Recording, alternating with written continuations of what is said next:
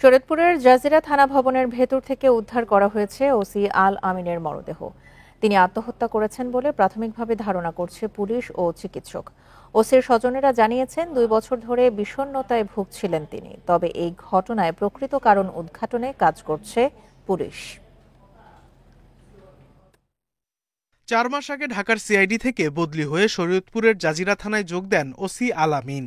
অফিসের দায়িত্ব শেষে থাকতেন থানার 4তলা ভবনের একটি রুমে।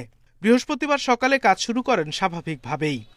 এক পর্যায়ে ওই রুমটিতে গিয়ে আর ফিরে না আসায় দুপুর 1টার দিকে সেখানে যান সহকর্মীরা। দেখতে পান ঝুলন্ত মরদেহ। এমন খবরে থানার সামনে ভিড় করতে থাকেন স্থানীয়রা। পরে প্রধান ফটক বন্ধ করে দেয় পুলিশ। আমাদের মধ্যে একটা কিউরিওসিটি এবং একটা জাগছে যে ওসি সাহেব মারা গেছে। আমরা বিস্ময় হতবাক হয়ে গেছি। একটা লোক আসলো, কেবল জয়েন করলো সেপ্টেম্বরের 9 তারিখে নাকি যেন, তো একটু দেখে আসে, তো এই বলে আসা।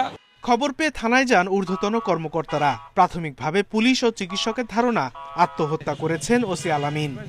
আমরা ওখানে যাওয়ার পরে তাকে ঝুলন্ত অবস্থায় দেখেছি। এখনও সে ঝুলন্ত অবস্থায় আছে, যেহেতু সিআইডির এক্সপার্টের জন্য ওয়েট করা হচ্ছে এবং আলটিমেটলি আমাদের কাছে প্রাইমারিলি যেটা মনে হয়েছে যে সুইসাইড। চূড়ান্ত সিদ্ধান্তের জন্য পোস্টমর্টেম পর্যন্ত অপেক্ষা করতে হবে। আল আমিনের বাড়ি বরিশালের মুলাদী উপজেলায়। স্বজনদের দাবি, পারিবারিক কোনো সমস্যা না থাকলেও 2 বছর ধরে বিষণ্ণতায় ভুগছিলেন তিনি। সিজোফ্রেনিয়ার ওষুধও খেতেন। তো সমস্ত বিষয়ে আমরা বিবেচনা করছি।